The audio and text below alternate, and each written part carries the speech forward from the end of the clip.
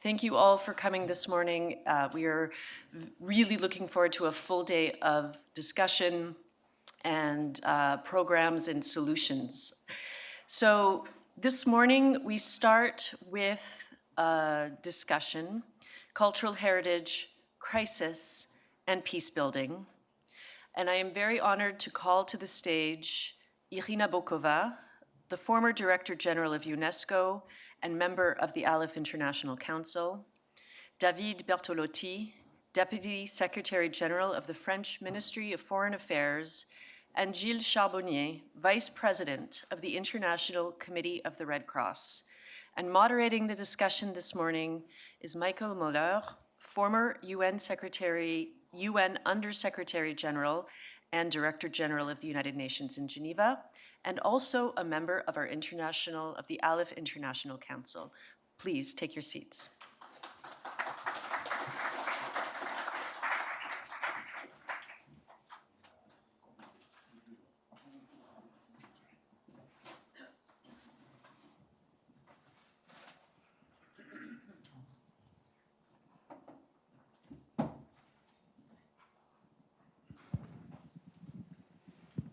Good morning, everyone.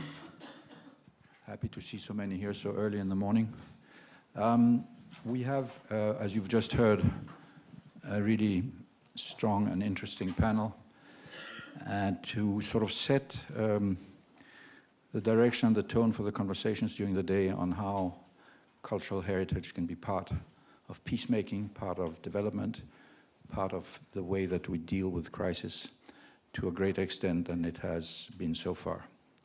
I think that's in the way that the world is evolving, when we need to have a much more integrated approach to solving problems, making sure that cultural heritage, which is really an underutilized element in many of these efforts, has to be brought to the fore. So it's my hope that through the comments of our three panelists, we will get a strong impetus for further discussion during the day in different panels on how we can do that. So if I will start with Mr. Bertolotti, who is, as you heard, the Deputy Secretary General of the French Foreign Ministry, a country who has done quite a lot in the field of cultural diplomacy. If you could give us a little bit of an idea of what you've done, how you're doing it, and how you see it evolve. And also to hear from you a little bit how you see the possibility of us here, but also you as a state, to encourage other states and other actors to be more hands-on and more decisive in using cultural heritage as part of their overall peace-building activities. Merci beaucoup. Bonjour à toutes et à tous. Je m'exprimerai en français, mais je sais que je serai très largement compris. Merci beaucoup à Alif pour cette invitation et puis pour l'organisation de cet événement extrêmement important sur le patrimoine et les situations de crise et la construction de la paix. Alors, vous l'avez dit effectivement, et je vous en remercie, cette diplomatie culturelle et patrimoniale est un axe absolument central et depuis très longtemps de la diplomatie française. C'est peut-être même... Alors, les Français, vous allez me dire, aiment toujours un peu mettre en avant ce qui les rend exceptionnels. Donc je vais être très français. Mais c'est quand même l'un des traits assez distinctifs de notre diplomatie par rapport à d'autres et depuis très longtemps. Parce que d'abord, nous entretenons au sein même de notre réseau une importante composante culturelle à travers nos services culturels d'ambassade, notre réseau d'instituts français et le soutien que nous apportons aussi à des alliances françaises partout dans le monde. Les alliances sont une association distincte du ministère, mais très fortement soutenue par lui. Et au-delà de ce réseau, je dirais, institutionnel, c'est aussi bien évidemment la présence à l'international de nos grandes institutions culturelles qui, depuis 10-15 ans, se sont aussi beaucoup projetées à l'étranger. Voilà, le Louvre à Abu Dhabi, le centre Pompidou en Chine, à Malaga, Bref. C'est aussi, et là encore depuis très longtemps, cet outil très particulier que sont nos missions archéologiques. Nous en avons 160 dans 75 pays. Le ministère y consacre 2 millions d'euros par an et qui nous permettent non seulement d'explorer scientifiquement des sites remarquables, mais aussi de créer des liens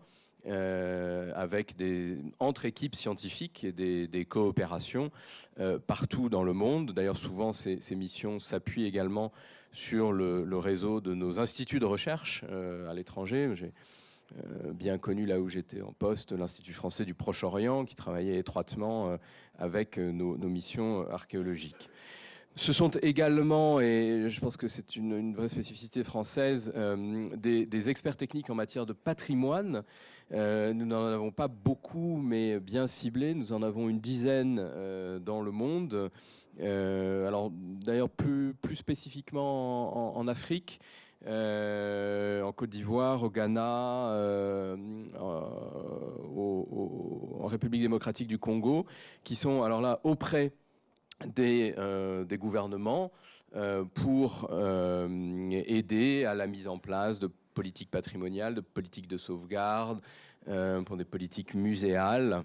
Et tout cela sur financement français.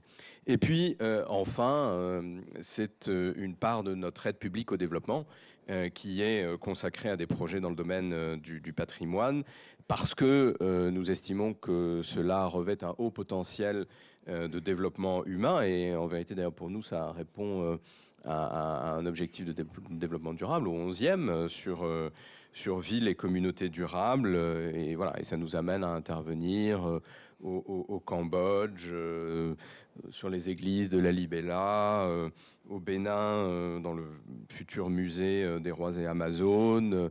J'étais moi-même il y a quelques semaines au Pakistan, à Lahore, où le fort de Lahore est magnifiquement rénové grâce à des crédits de l'Agence française de développement.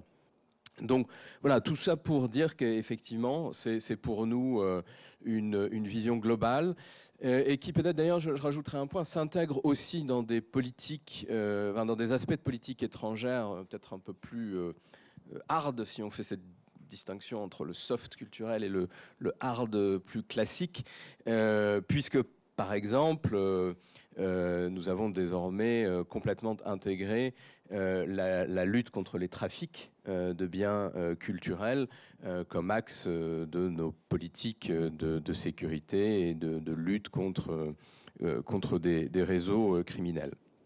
Et voilà, tout cela, c'est notre politique nationale, mais bien entendu, comme vous y faisiez allusion, nous la portons aussi à l'échelle multilatérale, et nous essayons de faire cela avec des partenaires. Je crois d'ailleurs la création même d'Alif en est l'exemple, puisque nous avons voulu le porter avec d'autres pays. Et voilà, aujourd'hui, Alif est en quelque sorte une institution multilatérale, bien évidemment aussi dans le système des Nations Unies, et également enfin au sein de l'Union européenne.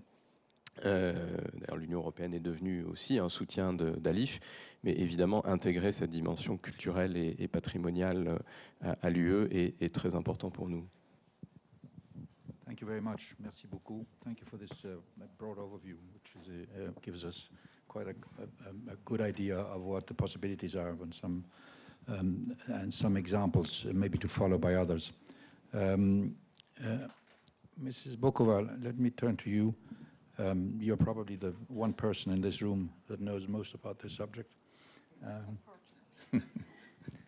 And it'd be wonderful to hear from you a little bit your view on when you were heading UNESCO, how the scope of the different things that you undertook in this area, some of the areas that were particularly interesting and noteworthy, and maybe some thoughts on how we can strengthen this and how we can move forward, not just on what Mr. Bartolotti has said, but also some suggestions for other actions, state actions and non-state actions. Well, thank you very much, Michael, and my gratitude to Alif for the invitation to address this conference and also to be a member of the International Advisory Council. My congratulations to Alif, because this brings me back when Alif was created with my dear colleague, Francesco Bandari, in ADG Culture at the time.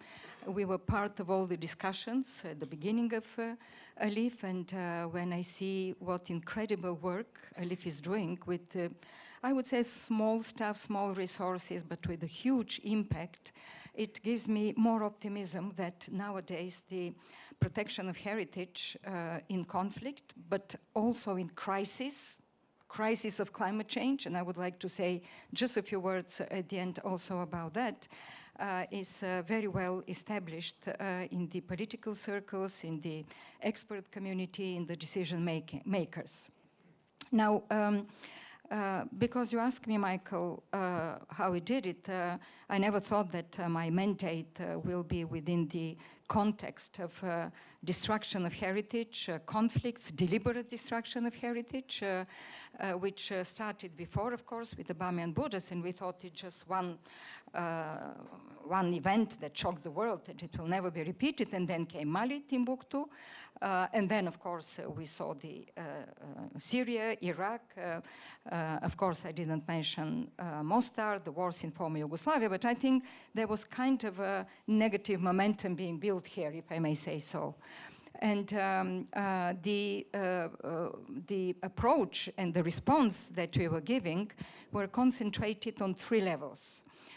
First was strengthening the legal aspect, the legal provision of the response, because at that time, not all, even the P5s were not ratified, did not ratify some of the most important conventions, the 1954 convention or the 1970 convention. It was much later. We really needed to work with the, not just the P5s, but they were very much part of this important effort, because further resolutions of the Security Council should have been approved by them. So this was a very important part, and I would say very successful, because at the end, at the beginning, actually, at the end of 2017, with the ratification document for the 1954 convention and the two protocols by the United Kingdom that were given to me beginning of September, we kind of finalized the cycle, and and France before that, during the conference on the establishment of ALIF, also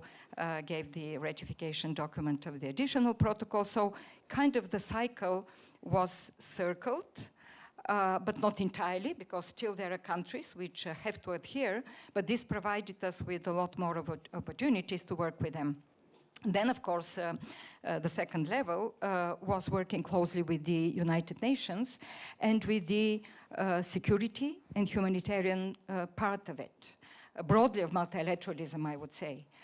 This was critical in my mind, because this is where some of the important further decisions were taken. Of course, with the International Red Cross and Red Crescent, UNESCO has been working, but I did sign an agreement in 2016 at the beginning in order to strengthen our advocacy, of course, for the promotion of the 1954 Convention, the humanitarian aspect, and also more commitment to jointly work together for capacity building, for advocacy for that, for humanitarian action, linking the humanitarian sector and also the protection of heritage. Then, of course, the political security side. I have to say that I shared yesterday with some of the participants here, when I went for the first time to ask for a meeting with the Under-Secretary General of the United Nations in New York for political affairs. Always there are the Americans that are taking up this. And I wanted a meeting. It was after the destruction of mausoleums in Timbuktu. It was well before 2015. And he was very polite with me. He was surprised that I asked a meeting. He said, it's the first time I see meet the Director General of UNESCO. It's very interesting because he thinks we are about art, about, you know, something very kind of fancy and beauty. And he wanted, his face wanted, body language wanted to say, what do you want from me? Why are you here, in fact? It was at that time. Then it became more and more and more involved. His successor, Jeffrey Feltman, because he was ambassador in Kuwait and some other places, he was much more open. And then, of course, the support of the Secretary General, Ban Ki-moon at the time, of the Special Representative for Syria, Lakhdar Brahimi, and many, many others who came on board, if I may say so. And of course, then happened the disaster in Syria, in Iraq, and the destruction of heritage, the looting of sites, the illicit trafficking, and this is where we started working more in a target manner of what we want to achieve. And that was the resolution 2199 for financing of terrorism, extremism, where we introduced 3 paragraphs on the looting of sites, and then more and more, and finally in 2017, thanks to France and Italy, and I would like once again to emphasize the importance, the important contribution that France and Italy in this particular case made in order to submit this resolution 2347 for the first time, that was entirely dedicated to the link between protection of heritage and humanitarian and security concerns. I think this kind of set the ground for important action. I would not miss this opportunity to say also, and to commend France once again, because all this, and the third was advocacy. Advocacy, it's very important, passing this message, convincing decision makers, security community-wide is important. And I think a lot helped us with what happened in Mali, because also for the first time, the protection of heritage was introduced into the mandate of the peacekeepers in MUNISMA. It did not happen before. And even in MUNISMA, there was a special unit which was for the environment and culture protection, and there was a special unit for intangible heritage. And people were asking, why intangible heritage, you know? And we know that oral heritage and everything is so important for local communities in many countries, including in this particular case in Mali. And because in Mali, there is one intangible item on the list of intangible heritage, this is the first ever known in the world democratic constitution, albeit oral, which is called Manden Constitution, which set the relations within the society. At that time, there were kingdoms, which were about protecting of rights. It was about the democratic kind of setting of societies. And this very much is still respected and rules the way communities' relations are there. So even this was part of the United Nations mandate. So everybody was saying, well, finally, heritage takes this important place. But why I say I want to commend France, because it was also for the first time that in the memento of the training of French peacekeepers, protection of heritage was introduced. And then it came more and more and more. And I know that here there are, I was speaking also with the gentleman yesterday, I think he's still here today, once again commending him for this important effort. And then, of course, and I finish with this, it's the advocacy. We launched the campaign Unite for Heritage, and it was a social networks campaign for the first time, because extremists were using the social networks, the social media, in a way to instigate hatred, to recruit sometimes, you know, foreign fighters in Syria and others. And we said we have to give the response the same way. We have to reach out to young people. And we launched this for the first time, social network campaign Unite for Heritage, which I think was quite successful for many, reaching out more than 10 million participants and people who are uploading messages, sites, they were visiting, they were exchanging ideas. And I think this was part of this important response. So I stop here. Before you stop, You mentioned that you wanted to say a few words about climate change and the connection between climate change and cultural heritage. Yes, because I know that ALIF also is enlarging now its scope of action, introducing climate, because we know that climate is very much linked to peace, also to security. We know that desertification, the natural resources, access to water, and many of the other resources already are creating refugees, climate refugees, creating conflicts within among communities and countries. And I think it's very important that we look also at this side. I was recently at a conference in Rome organized by Getty Trust on climate change and heritage, focusing on archaeology, but not only. I think we need to kind of look at all the diverse contribution of science, of climatologists, of experts, of others, and try to do some more kind of a preparedness for that. And there is already a lot of, I would say, foundation to do that. First, I'm happy that Mr. Bertolotti mentioned Agenda 2030, because for the first time, this was, by the way, one of the positive impacts, if I may say so, of what happened in destruction of heritage, that politicians became cognizant of the importance of heritage, and they included, after a lot of advocacy from our side, in goal number 11, target 4, about protection of heritage for the first time. It was a breakthrough, I would say. And also because the recent COPs, particularly the COP28 in Dubai, before that in Egypt for the first time, but then Dubai, introduced into the decisions in the respective declarations important also language about heritage protection and climate, the adaptation mostly, but not only, for the first time, also mitigation was there, and I think this is also an important side, including to give access to the fund that hopefully will be finalized, this $100 billion fund every year. This is the target, not as it there, to give access to projects that are working on the protection of heritage, on the mitigate adaptation also. 90% is adaptation, but another 10% very important for mitigation. So I'm very happy and very much encouraging ALIF to move into that, because this is the new kind of crisis, unfortunate, and probably conflicts that are coming because of climate, and heritage should be, protection of heritage should be part of these efforts.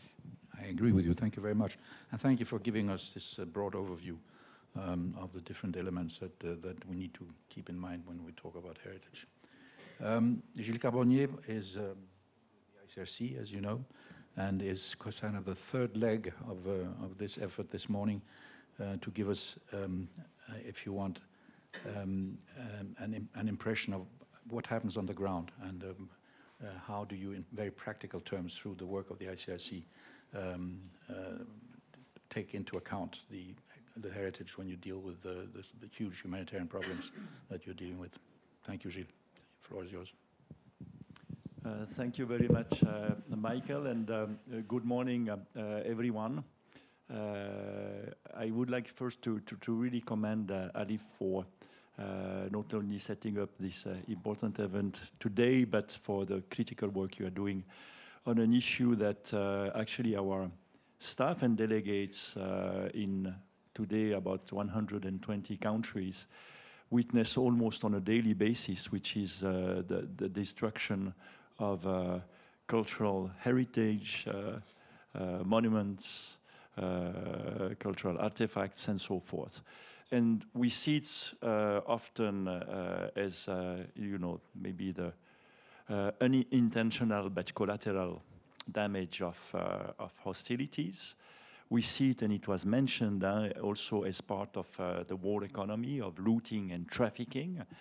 But we see it, and it's certainly the most worrying signs, also as a very intentional targeting of cultural heritage. And this is a targeting that aims at destroy the very identity of the other, of a population. And for us, it's often forerunning signals of atrocities to come. So I think we cannot understate the importance of this protection of cultural heritage. Now, of course, from a legal perspective, Madam Glover, you mentioned, of course, the importance of the Hague Convention of 1954.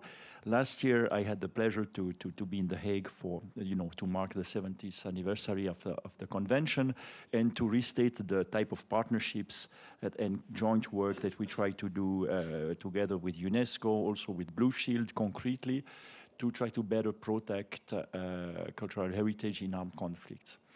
And while this, the convention is absolutely a foundation for the protection of cultural heritage in armed conflicts, of course, looking at the Geneva Convention's cultural site, including, of course, religious buildings and monuments and others are all protected as civilian objects that must be protected. And then we have also in the additional protocols to the Geneva Convention specific provisions that focus specifically on the protection of heritage. Now, what can we do? I think what we try to do in partnership with others is first and foremost to help translate these legal commitments into domestic legislation. We have developed not only fact sheets, but also a model law, as well as a very specific piece of legislation that can be enacted to domesticate international legal obligations.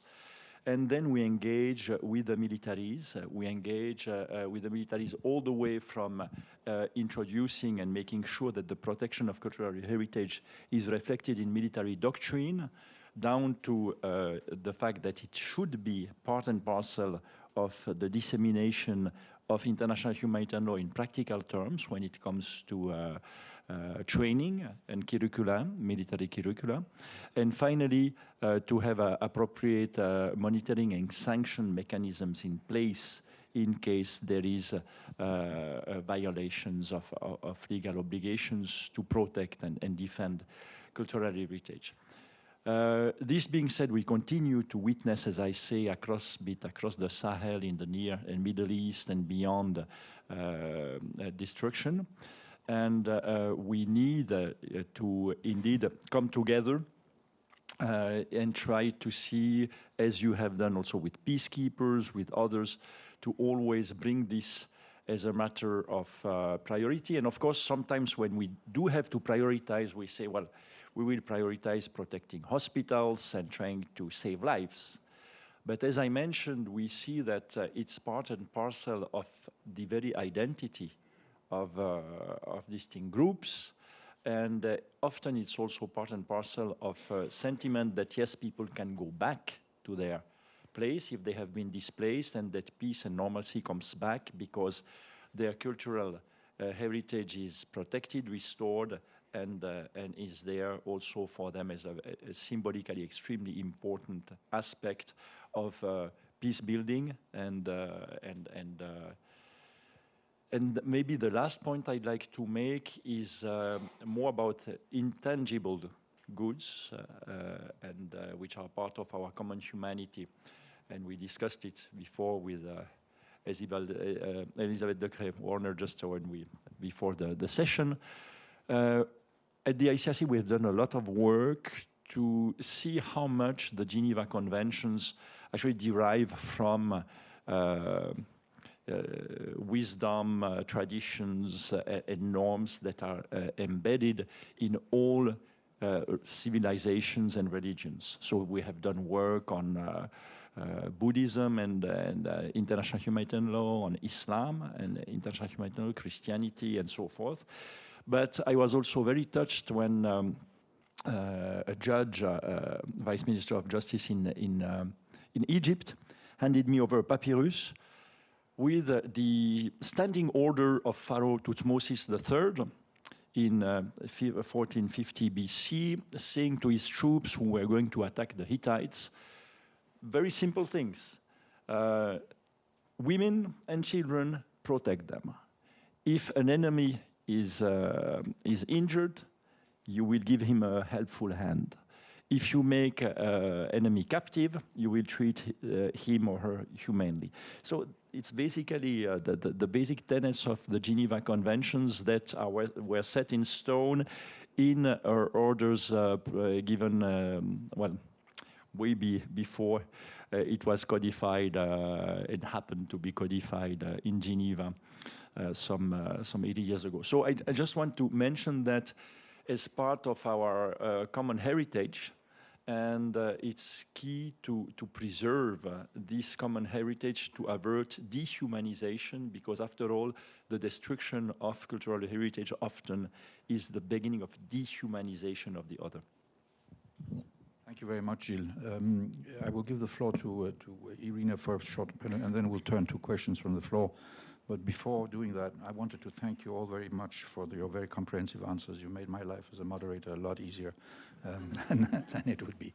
Irina, over to you. Just a small but very important addition, because I know there are many NGOs in this room that are working on the field, sometimes in very difficult conditions, and I congratulate Alif that Alif is supporting this type of work. Sometimes institutions like UNESCO and some others have difficulty in reaching out to some of these difficult places. And I want to pay tribute to Elizabeth Ducret, who is here, I think, over there. Elizabeth, I know that you will be participating later, but I do remember, because Elizabeth is the founder of Geneva Call, and Elizabeth was very innovative, extending, as we say, the international law application. I'm looking at Professor Marc-André Renaud, who is the UNESCO chair on the legal aspects, but I think Elizabeth really introduced something which we could not have done, reaching out to non-state actors, because we know that many of this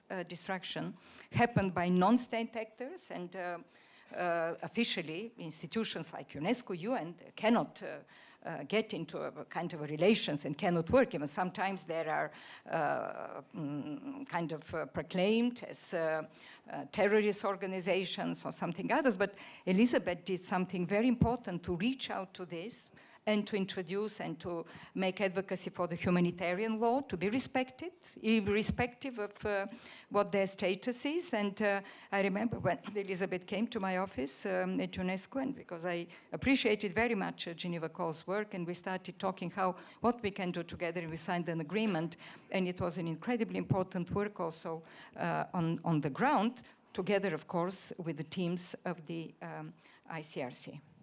Thank you. David, you wanted to say a few things as well. Oui, merci. Je voulais réagir d'un mot à un point qu'a fait Gilles Carbonnier, parce que je crois qu'il est extrêmement important, particulièrement dans la perspective des diplomates. C'est sur le lien entre patrimoine, identité et construction ou reconstruction de la paix. Évidemment, comme il l'a dit, et malheureusement de plus en plus, le patrimoine n'est pas seulement une victime collatérale des conflits, mais un objet de conflit et une cible délibérée, avec, encore une fois, comme M. Carbonnier l'a dit, la volonté de détruire au fond ce qui fait la fabrique, la culture d'un pays ou d'une communauté. Et donc le symétrique de cela, c'est que quand le conflit vient à son terme et quand il faut bâtir ou rebâtir la paix, cette dimension patrimoniale est essentielle parce que c'est ce qui permet de restaurer le lien entre les communautés en se référant bien souvent à une histoire commune. Et d'ailleurs, ça n'est pas pour rien non plus que dans des cas récents, des groupes armés, voire des États, se sont attaqués au patrimoine, soit pour le détruire, soit pour se l'approprier.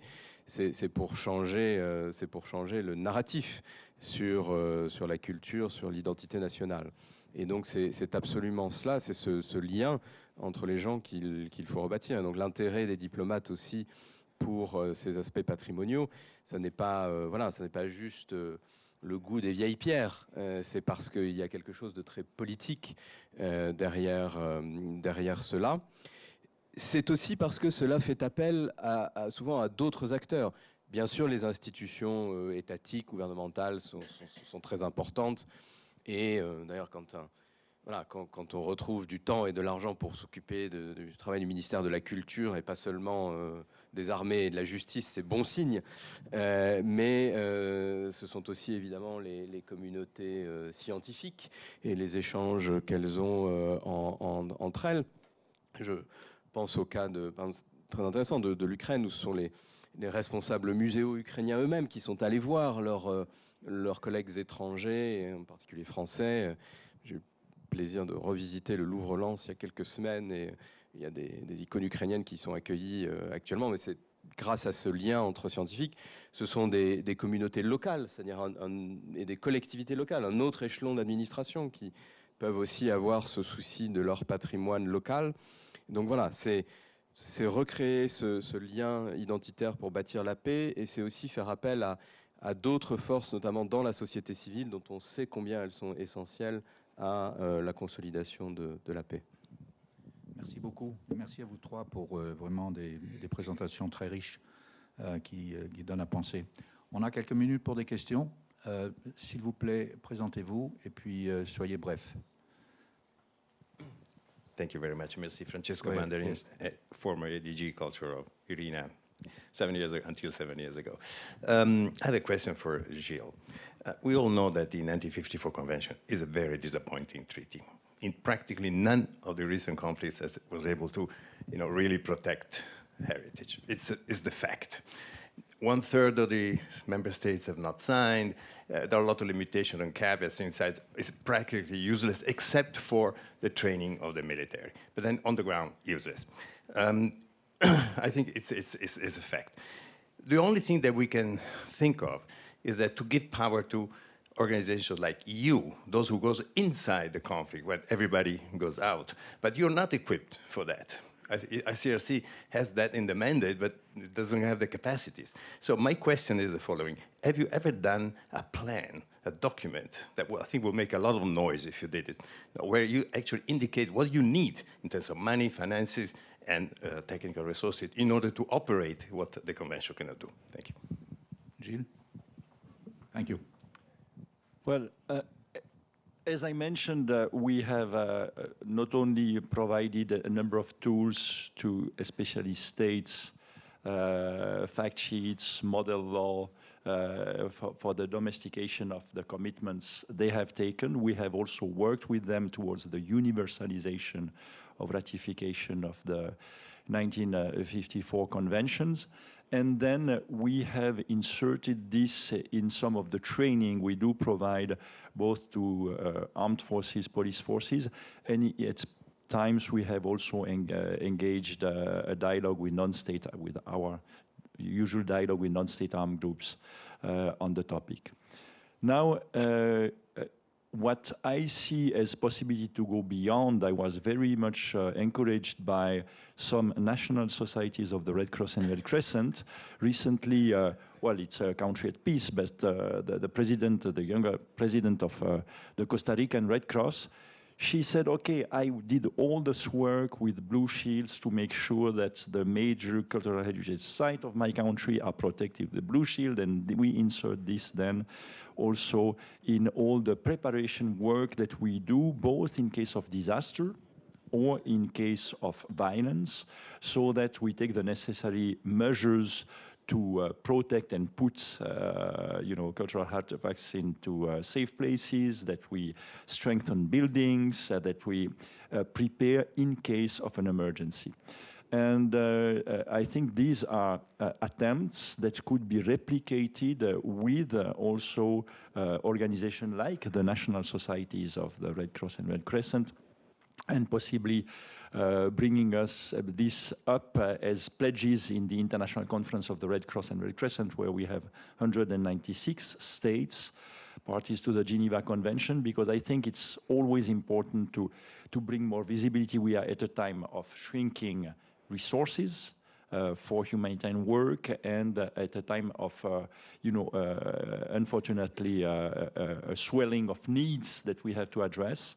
And often, of course, the instinct is to immediately go to, hospitals, water, and wastewater treatment to avert immediate death. But as I mentioned, we cannot understate the importance of protecting heritage, because precisely of what you mentioned, Mr. Bertolotti, of the importance of preserving the identity of the population affected, and it's also an element that is key in trying to restore stability and help people go back. Thank you, Gilles. A strengthened partnership with the IFRC seems to be a good idea, to sort of use their 30 to 40 million volunteers around the world to be part of that effort. We have a few minutes left. Yes, in the back, please. Please identify yourself. Good morning. I'm Esper Sabrin from Heritage for Peace. NGO work in Middle East to protect cultural heritage. Actually, I would like to raise, we have a bigger problem, especially with countries who are, some parts of them, controlled by non-state actors. And we have a very specific case now, which is Syria. I mean, I am originally Syrian. We suffered 14 years of the Assad regime, and now we have non-state actors became state actors, which is HTS, and still the country under sanctions. And Heritage, Irina Bukova did a great work when she was the director and supported Syria with all the difficulties of the political problems. But my question is, really it's a bigger problem. Now the same case in Myanmar, in Yemen, in the Houthi areas. We really need to think about possibilities, how we can, and international law, how should really change in order to support non-state actors, not the non-state actor, but the civil society. Because we work with civil society and we try to support and empower them. And we saw how really civil society is able to do a great work. And we need really mechanism in which civil society could be really powerful and able to work even in places non-state actors. Thank you very much.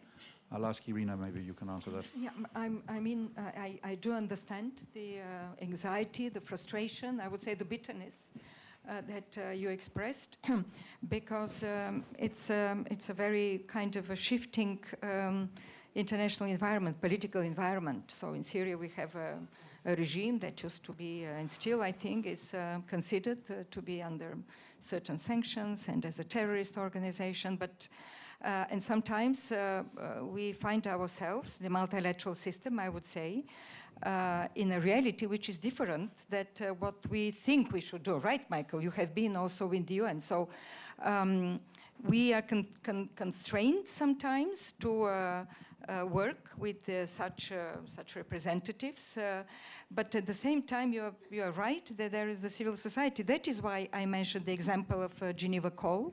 And yesterday I exchanged with many of you wonderful NGOs that are working on the ground on different levels. And I know, maybe Krista Picat will correct me, but during my time at UNESCO, concerning Libya, for example, because in Libya there is still not one kind of unified. It's a divided country. This is the realpolitik. We just have to look at the realpolitik. And what we did at that time, and I'm sure that it continues, we started working with mayors. We started working with local authorities for the protection of heritage. We started supporting local experts and local groups in order to do some concrete projects in the protection of heritage. So my point is that you have to be a little bit more innovative. We have to reach out to partners, enlarge the partners, and I think this is what ALIPH is doing. And this is why ALIPH is so important, I believe. And this is why ALIPH should become, and is, I think, strategic partner of UNESCO when it comes to the protection of heritage on the ground. Thank you very much. Good advice. Sir, you're the last one. Please be brief. Yes. And tell us who you are. Thank you, Chair. Peter Larson from the University of Geneva. Excellent panel. My question, I want to build on Gilles' point about the process of dehumanization that comes with the destruction of heritage, and seeing that as a potential sign of future atrocities to come. The question I have is, are we doing far too little, far too late? when it comes to these processes of dehumanization? And are we missing the target perhaps also when we tend to over-focus on the protection of sites, buildings, the material side of the dimension of these conflicts, where in fact, to actually address the intangible side, not just in terms of what's listed in terms of intangible cultural heritage, but more profoundly about identity, languages, interconnections, and all these kind of things, we need to have a much more strategic emphasis on this precisely to prevent dehumanization. So my question goes in this respect. How can organizations like you represented here, states, UNESCO, let's say, ALIF, and the Red Cross, be much more strategic in terms of addressing these kinds of, let's say, cultural dynamics of dehumanization earlier on? Thank you. Who wants to answer this? It's maybe for all three of you, actually, but Gilles, why don't you try? Oui, pour un peu de diversité, je vais le faire en français. Non, c'est une vraie question parce que, prenons juste l'exemple maintenant des nouvelles technologies et des médias sociaux. Avec les discours de haine qui sont propagés, avec la désinformation constante, on voit qu'effectivement, il y a le risque de promouvoir à travers de tels discours un déni d'humanité de l'autre qui peut assez facilement se traduire dans la volonté d'attaquer précisément des symboles qui représentent la culture, qui représentent l'identité de l'autre que l'on veut détruire. Donc, je crois qu'il faut être d'autant plus attentif aujourd'hui à ces dérives-là parce que ça fait partie de ce que l'on vit dans certains conflits armés aujourd'hui avec, de manière extrêmement rapide, des campagnes sur les médias sociaux qui dénient l'humanité d'un groupe qui est perçu comme ennemi et à abattre. Et donc, c'est vrai que le patrimoine, très souvent, est précisément ciblé à travers cela. Et c'est pour ça que j'ai mentionné que pour nous, c'est souvent des signes avant-coureurs de dire attention, c'est en train de dégénérer très fortement et ça peut être associé avec des atrocités qui prennent des dimensions tragiques. Donc, il faut y être extrêmement attentif et je pense que dans la protection du patrimoine, il est important précisément de revenir à la protection de notre humanité commune et je pense que toute l'initiative qui est en cours maintenant, que nous promouvons avec notre présidente pour faire du respect des conventions de Genève, du respect du droit international humanitaire, une priorité politique au plus haut niveau de politique domestique et de politique étrangère, c'est absolument clé aujourd'hui parce qu'il faut, je dirais, stopper et renverser certaines tendances extrêmement alarmantes. Merci. David, très vite. Yeah, very, very, very briefly, and so I feel compelled to also shift to the other language. No, but I would second, first of all, what Gilles said, and just add that, yeah, I think all responsible diplomacies should be very, very forceful in defense of, in particular, international humanitarian law and the institutions that underpin and uphold international humanitarian law. There are clearly attacks against IHL these days, and the dehumanization that you refer to is a manifestation of that in the sense that certain actors feel that they are, authorized to do what they're doing because there's a sort of erosion of this notion of internationally admitted norms. So we really have, whatever we really have to call out the atrocities and we have to use the institutions that we have built. That's really not the time to abandon them, on the contrary. I'm tempted to say from your mouth to God's ears. I hope that people are listening. Irina, you have the last word. I can't help it. Brief word. I think it's a very important question. It's an important debate that was and still continues, but let me just say two things. The first is that if those of you who have been interested in the history of some of the UN conventions, I'm speaking about the Prevention of Genocide Convention. At those times, after the establishment of the United Nations, there was also the idea to introduce cultural genocide. So it's not kind of a new idea. It didn't fly at that time, but nowadays there is a lot of thinking around it.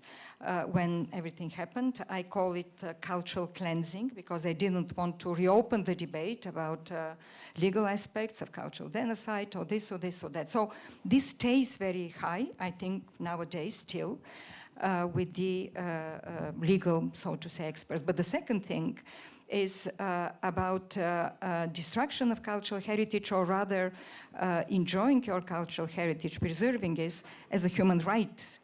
And this is where the very important report of the human rights rapporteur, Karima Banoun, who published in 2015, for the first time, entirely dedicated on the destruction of heritage, the protection of heritage and human rights. And she put a very strong link between protection of heritage also, the enjoyment of culture, the right to enjoy your culture, also as a human right. So, and then further on, of course, we have seen the impact of all this destruction for different communities. I remember when I went to Mali after we restored the mausoleums, and I went to reopen it once again. I had a meeting with the local communities. I really had the impression, the feeling that I'm giving back their own identity. So this is how important it is also for humans, for us, for communities. Thank you. Thank you to all three for this very rich conversation. Sorry for not being a very good time manager here towards the end. But thank you to all of you for participating in this. And I hope that this sets a really good stage for what comes next in the next conversations. So wonderful. Thank you very much.